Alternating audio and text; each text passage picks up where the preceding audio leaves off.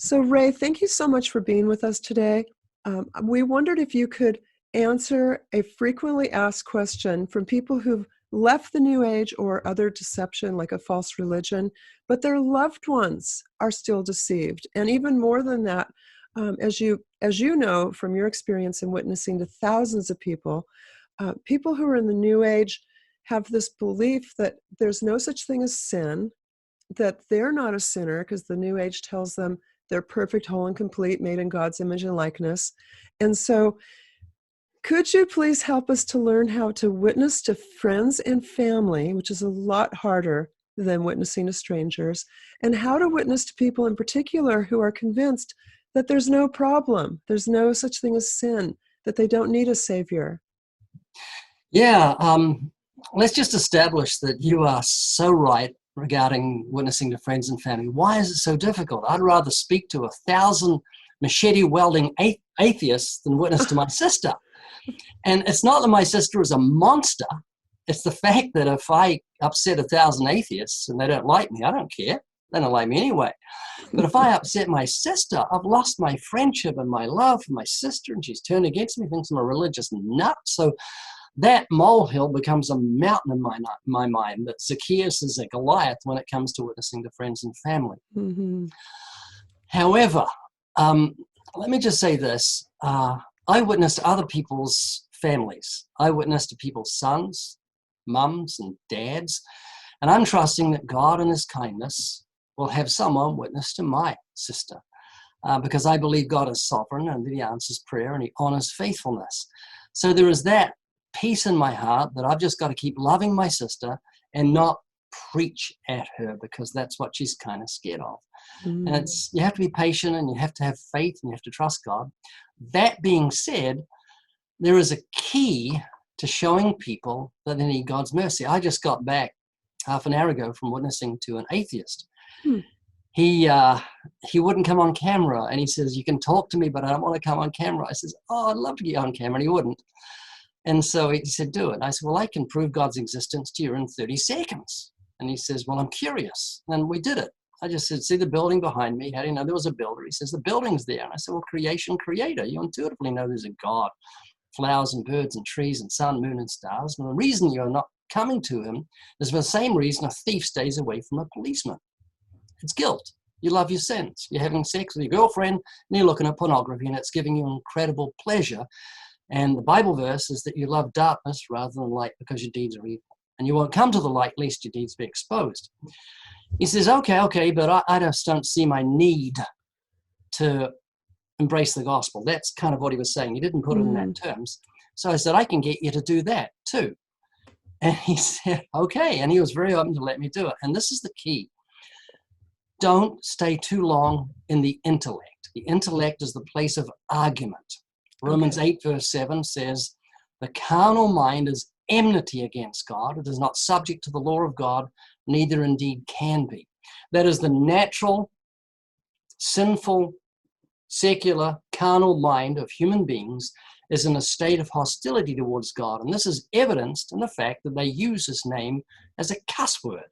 That's right.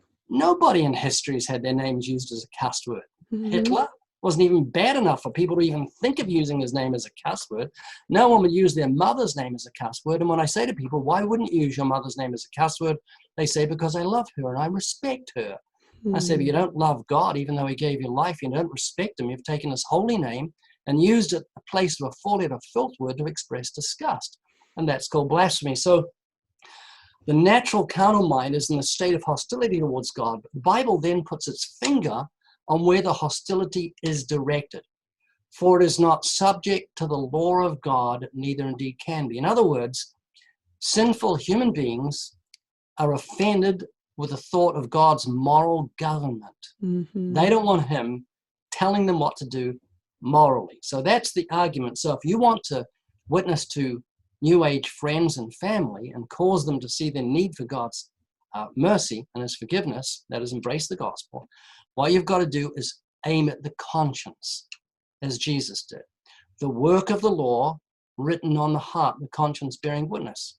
You and I have an ally right in the heart of the enemy. There's a battle going on for the souls of men and women. But that ally is the conscience, because it will affirm the truth of the commandments. You know, it's been said you can lead a horse to water, but you can't make him drink. It's Mm-hmm. not true. You can salt his oats. All you have to do is put a lot of salt in his oats, and if you're saying, give me a drink, I want a drink. Make him You thirsty. can make him drink if you salt the oats. Right. And doing what Jesus did and appealing to the conscience salts the oats. I like to ask people, feel free to butt in if I'm talking too much. No, this is great. This is exactly what the kind of hope that we need. Because Yes. it can seem hopeless sometimes, where you pray and you pray for God to open their eyes and their hearts like he did with us, or you plant seeds and you try to be a good role model, but nothing seems to be working. Well, this works because it's a weapon of God that he's given us that's not carnal but mighty through God to the pulling down of strongholds. Ask most people, what's the most important thing in your life? Is it your personal happiness? And they'll say, yes, it's the right of every American to pursue happiness. And I say, well, there's something more important to you than happiness. I say, what's that? So if you found a wallet with $10,000 in it and the name of the person in the wallet, what would you do? So I'd return it. But hang on, if your happiness is more important than righteousness, you'd keep the money. You found it, finders, keepers, losers, reapers, all that sort of stuff. But no, your understanding of what's right trumps your own happiness. Right. And so righteousness is more important than happiness, especially in the eyes of God. And so you may not realize it now, but unless you have perfect righteousness, you're in trouble with God. And that's when I say, do you think you're a good person? Now, have you heard of the Dunning Kruger effect? No. It's a study done by two psychologists in the late 1990s. And they discovered that people who are inept, not very good at things, think they're really good at things.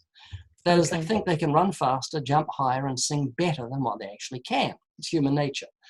I discovered this when I was 13. I came home from school with a hymn book, and I sung into a tape recorder thinking I sounded like Elvis, played it back, and I sounded like my dog when his tail stuck in the door. It was just not good. I haven't sung in public for about 50 or so years because if I was down the beach, the tide wouldn't come and I sound so bad. No. Yes, I'll sing for you. Anyway. Oh, please do. You're kidding. The Dunning Kruger effect kicks in, the principle kicks in, especially with morality. People think they're more moral than what they are. Proverbs 20 verse 6 says, most every man will proclaim his own goodness. So I ask people, do you think you're a good person? And almost everybody says yes, even if they say no. And that's actually a big phrase in the New Age. People in the New Age are more concerned with being a good person than a Christian would want to know about being righteous. The good person phrase is perfect for talking to a New Ager. Well, I stole the principle from Jesus, Luke 10, verse 17, where the rich young ruler ran to Jesus, knelt down and said, good master, what shall I do? What good thing must I do to inherit eternal life? And Jesus said, why do you call me good? There's none good but God. And what he was doing was reproving his understanding of the word good, because when people say good, they're thinking by man's standard, not by God's. Right, yeah. When God says good, he means moral excellence in thought, word, and in deed. And so, they say, I'm a good person. And that's when I do what Jesus did and take him through the commandments as he took the rich young ruler through. As Paul did in Romans chapter 2, when he said, you who say you shall not steal, do you steal? You say you shall not commit adultery, do you commit adultery? And what happens is when you say to someone, you think you're a good person, they proclaim their own righteousness, say, yeah, I'm a very good person. So let's see how you're going to do on Judgment Day. How many lies do you think you've told? You're not accusing anyone of anything. You're using the Socratic method, what Socrates used in his teaching. He would ask questions. You're doing what Jesus did and what Paul did. You who say you shall not steal, do you steal? So how many lies do you think you've told? 3 or 4, 10, 20, 100, whatever. So, I've seen a couple of your videos where people claimed no lies. Yes, that's quite frightening, isn't it? They're obviously lying. They're lying. Yes. But you get them on the other commandments. God gave 10, so that's right. And then if they won't, if I've had people say, I've never lied, never stolen, never looked with lust, fornicated, looked with blasphemed. Say, well, if you put God first and say, yes, I love God with heart, mind, soul, and strength. So one of you is lying, either you or God, because his word says there's none that seeks after God. none that understands. And God cannot lie, so we've nailed you down. You're lying to me. They Perfect. often laugh. Anyway, what you're doing is bringing the conscience into play, as Paul did with Felix when he reasoned with him of righteousness or temperance and judgment to come. And Felix trembled. Why? Because the conscience affirmed the truth of each commandment. The function of the moral law is to stop the mouth and leave the whole world guilty before God. So again, we're not accusing anybody of anything. We're just asking questions. Ever stolen something, even if it's small? Ever used God's name in vain? Would you use your mother's name as a cuss word? Have you ever looked with lust? Jesus said, if you look with lust, you commit adultery in your heart. And this works with homosexuals, works with anyone. Just yesterday, I witnessed to a homosexual. And when we got to the lust one, I said, ever looked at a woman with lust? He said, no, I'm gay. I said, have you ever looked with lust? He said, yeah. So I didn't fall into the trap of accusing him. I just took him through the commandments. And then when we got to innocent or guilty, he says, guilty. And when I shared the cross, he said, I'm going to think about this. When I lie in my bed tonight, I'm going to think about it. It was just wonderful. Wow. So Praise the Lord. all it is what Jesus did, is what Paul did, doesn't use modern methods. And what you're doing is salting the oats. They're saying, well, what should I do to be made right with God? How can I get righteousness? That's what they're actually asking. How can I be made right with God? You've salted the oats. Now they're thirsting for something they've never thirsted for before, for righteousness. Another good thing to explain is what death is. So what do you think death is according to the Bible? And people say, I don't know. So it's wages. God's paying you in death. Sin is so serious with God, he's given you the death sentence. So evidence that you've sinned against God will be your death. Like a criminal is given the death sentence by a judge. The judge says to him, you've murdered 3 young girls after you raped them. You've earned the death sentence. It's your wages. It's what we are paying you. And God says we're so sinful in his eyes that he's given us the death sentence. And then you'd say to the person, let's see if you've earned your wages. How many lies? What have you stolen? You look with lust. So you've earned your wages. After death or judgment, what are you going to do? And then you share the cross. And you don't have to get a decision from them. It's not biblical. The Ethiopian eunuch was left without follow-up. That's right. The Spirit of God zoomed them away because God will take care of them. So I give them literature. And what I'm saying may sound a little complex, but if you look at our YouTube channel, which has just passed 100 million views. Congratulations. You can see this done again and again and again. Yes. It's very repetitive. It's the same structure, different people. My dog recognizes other dogs. He'll chase a cat, he'll growl at a cat, but another dog, he just goes, because he recognizes his own kind. Even if it's a Chihuahua or a Great Dane, he knows it's a dog. And I've never taken to it through a dog encyclopedia showing him pictures. He just intuitively knows, and he's fascinated by his own kind. Human beings are the same. So when you watch our YouTube channel, you're a fly on the wall. There's no preacher with a loose tie sweating and yelling at you and pointing a finger and holding the Bible at you. It's just you listening like a fly on the wall to other human beings answer about their fear of death. And you're afraid of dying and what causes death and what can I do to be saved? And it's fascinating to the human psyche. The other big key I use is my dog. Yes, you do, with the sunglasses. Damn, yeah, he wears sunglasses. And when we go around twice a day to a local college, he gets more attention than the presidential motorcade. He is adorable. And when I ride into that college, students come running up and saying, oh, I love your dog. And women call out as I go past, how cute. And I yell back, so is the dog. And women take pictures of them. I say, come over. And I give them a little card that I carry with the website on it, a YouTube channel. Nice. And it gives me something to talk to them about. Yes. So you got a dog? Yeah. So it's an icebreaker. It certainly is. You can go for a walk with your dog, and if you put sunglasses on them, you're going to get strangers come up to you and start talking to you. How do you keep the sunglasses on? You know how I keep my sunglasses on my dog? It's not training. He's got elastic under his chin and behind his neck. He's got no choice. Well, I'm getting a pair for my dog Ginger, who goes with me everywhere too. So that's a great tip. You drill a hole here, and then put it from here under here with the same color, whatever the dog is. You just get elastic and do it with a marker. I love it. Whatever color, and people won't detect it, and they'll say, "How do you keep it?" Say, "Oh, he's got elastic there." But your dog will love it because every time you put them on, we're going for a walk. Yes. And I give Sam treats. if he sits still during an interview. How do you keep him in your basket of your bicycle? He's strapped in. He's got no Okay, choice. good. He's got a little seatbelt. Oh, But nice. but he loves it. He's one of the reasons I go witnessing. Every day he's got such a zeal for the lost. He's going, let's go out again, and we go out again. Love it. Oh, And I you guys are whisper a to great him, team. as we're riding along, having a good time, Sam? He goes, yeah, it's just so much fun. And like I said, he's my bait when I go fishing for men.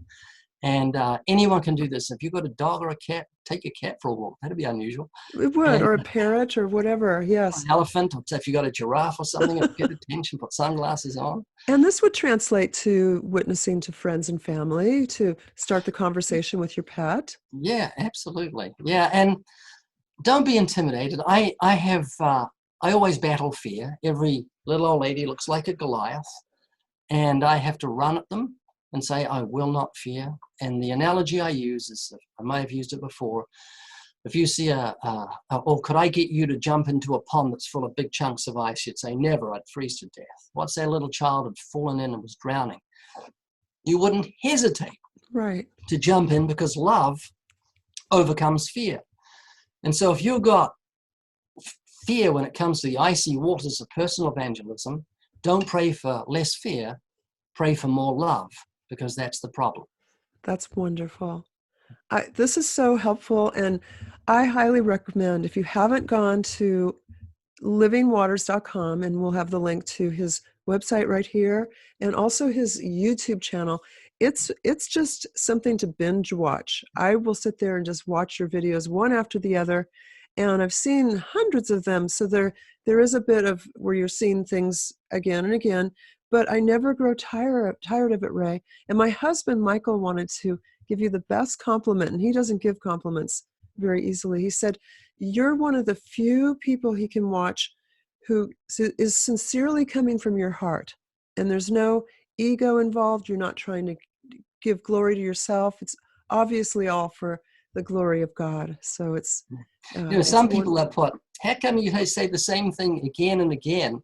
And I say, well, if you want entertainment, and there's plenty of dogs falling over and cats falling over and doing weird things on YouTube, stop watching if you don't want to see the same thing again. You're a man on a mission, clearly. Yeah. So if people, if you love the lost, you realize the repetition is actually good for you. It is really good. Yeah. And it's like learning anything. You have to hear it again and again, and then it's in there. I love how you start conversations with people. Do you ever think about where you'll go after you die? Or do you ever think about the afterlife? That's such a good icebreaker. Yes. Yeah. Everyone has an intuitive will to live. God's put eternity on the heart of man. Man is unique in creation. Nobody is like humankind. We have this intuitive knowledge of God. We have a conscience. We have a love for justice. And we have this thing in us that says, oh, I don't want to die. And when you tap into that, people sit up. I mean, I often say to people at the end of an interview, you may have seen, do you ever get suicidal thoughts? And they go, yes, I do. And it's like, how did he know the secret? I haven't told anyone, Yeah. And it's because probably about a third of those I speak to in colleges have suicidal thoughts. It's very common. And it's because they're being told they're primates. They're products of an explosion in space. No reason, no rhyme. I often say to people here, have you ever heard the words of Jesus? I've come to seek and save that which is lost. Do you think you're lost? And they'll say, no, not at all. I say, well, you believe in evolution. Where do we come from? We don't know. What's our purpose for existence? We don't really know. Where are you going when you die? Well, we don't know. So we don't know where you're coming from, don't know what you're doing here, and you don't know where you're going. You're lost. And that's what Jesus came to seek and save. So let's see if we can get in you a desire to follow him. And that's what the commandments do. Without his words and him as a person, we're going to perish and end up in hell. And that's a horror beyond words. A lot of people say to you that they don't believe in hell. I've seen you have conversations about that. How do you work through that kind of defense? Yeah, so you stand in a court if you've committed murder and the judge says you're going to the electric chair and you say, oh, Judge, I don't believe in the electric chair. He's not going to say, oh, okay, it's all off. He's going to say, take him away. Because my unbelief doesn't negate reality. Right. If I believe the sun is square, it's made of ice and it comes out at night, it doesn't change reality. Mm-hmm. And when I wrote a book called Hitler, God, and the Bible, I went into it subconsciously thinking, how could God create hell? And when I studied the Holocaust and wet my way through the Holocaust, I came out saying, if God is good, how could there not be a hell? There must be retribution for people that have tortured human beings and raped women and cut their throats. You know, in the US, there's only a 50% success rate in homicide investigations, according to FBI statistics. That means about 18,000 people are murdered every year in the US. 9,000 murderers get away scot-free. Oh, no. So what does God think of that? Oh, well, who cares? Woman's dead. No, he's going to bring every work to judgment, including every secret thing, whether it's good or evil. And hell is God's prison without parole. And then people are going to say, but I haven't killed anybody, so I'm okay. Yeah, and that's when you say, have you ever hated someone? They say no. Has he ever driven the freeways? You know, you know, if we had a Gatling gun on the front of our car, we would show what's in our heart if it was legal to do so. But yeah, if you get anger without cause, you're in danger of judgment. If you lust, you commit adultery in your heart. If you hate your brother, you're a murderer. And God requires truth in the inward parts. And, you know, as you start going through the commandments, you'll find people say things like this. Yeah, I've told a few white lies. So what color are they? White. Why are they white? Well, it's just little lies. We tend to trivialize sin to make ourselves look not that bad. Ever stolen something? Yeah, just little things. When I was a little kid, I used to steal from a little store down the road. And I expect, it's so common when I say to someone, have you ever looked at a woman with lust, for the guy to say, yeah, but just little woman, not big woman. You know, because we trivialize sin. Yes. In God's eyes, it's worthy of the death sentence. In our eyes, it's not. And I often say to people, you know, every man will proclaim his own goodness. And I guarantee if I had Adolf Hitler in front of me and I said to him, are you a good person? He'd say, yes, I cleaned up Germany, got rid of brothels, got rid of the scum of the earth, and brought dignity back to the German people. Every man will proclaim his own goodness. So what they need is the light of God's law to shine on their hearts and show them what sin is in God's eyes, not in man's eyes. And that works with New Age people, works with atheists, because of that conscience, which is independent of the human will. Conscience is so powerful, it drives men to drink and some to suicide. And so never discount what God has placed in the human heart. That conscience will bear witness. It's an impartial judge on the courtroom of the mind, affirming the truth of the commandments. So have confidence in that and in the power of the Holy Spirit to convict of sin, righteousness, and judgment. And all you're doing is planting seed. So often people say to me, well, I saw one today in a comment on YouTube, why didn't you close the deal? You let the guy go. Well, your methodology will be directed by your theology. If you think we save human beings, you'll act as such. But if you think salvation is the sovereign work of God, no man can come to the Son unless the Father draws him, salvation is of the Lord, well, then you'll sit back and let God do a work. I saw my children born, the whole three of them, and I noticed that if there's no complications, you don't have to do anything. The doctor wouldn't even have to show up if there are no complications. He just guides the head. And suddenly, there it is, this baby in his arms. And he doesn't have to do anything but guide the head. And so it is when someone is born of the Spirit. All we have to do is guide the head. God does the rest. The Ethiopian eunuch was asked by Philip, the evangelist, do you understand what you're reading? He was guiding the head.